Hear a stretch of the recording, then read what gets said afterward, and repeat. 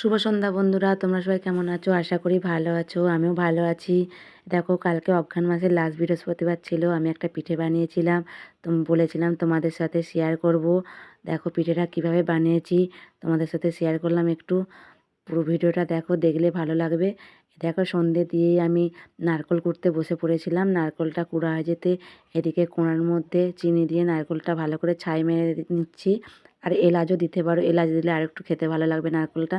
আমার এলাচ ছিল না বলে আমি এলাচ আর দিই না, এমনি চিনিতে ছাই মেরে নিচ্ছি।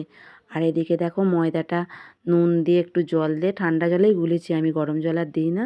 যে যেমন পারে গরম জলও দিতে পারো, ঠান্ডা জলও দিতে পারো। দিয়ে গরম জল দিলেও ভালো, ঠান্ডা জলেই আমি গুলিয়েছি।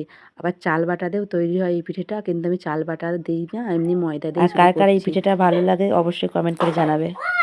ময়দা দিয়ে শুধু করছি। এই দেখো, এদিকে চাটু বসিয়ে দিয়েছিলাম।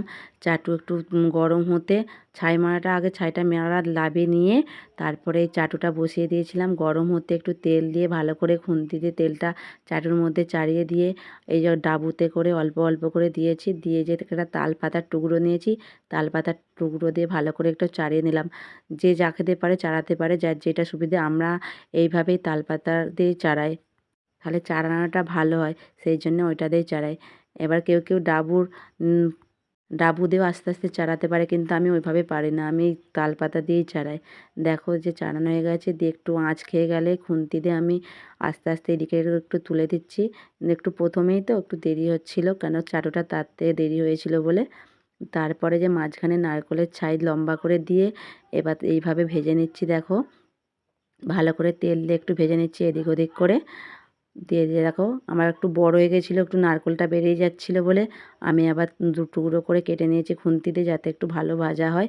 সেই জন্যে খুন্তি দিয়ে কেটে নিয়ে ভালো করে ভাজছি আর কি। আর আমার ভিডিও তোমাদের কেমন লাগে অবশ্যই লাইক কমেন্ট করে জানাবে। আর যদি ভালো লাগে অবশ্যই ফলো দিয়ে পাশে থাকবে। দেখো এইভাবে, আর এদিকে তো আমার সেদিকে তো আমার মেয়ে টিকতে দিচ্ছে না, খাবো খাবো করে। আর আমি যে তাড়াহুড়ো করেই করছি আর কি। এই দেখো, আমার প্রায় ভাজা হয়ে এসেছে, যে তুলে নিয়েছি। তুলে নিয়ে তো আমার ভিডিওটা কেমন লাগছে অবশ্যই লাইক কমেন্ট করে। সবাইকে টাটা, সবাই ভালো থাকবে।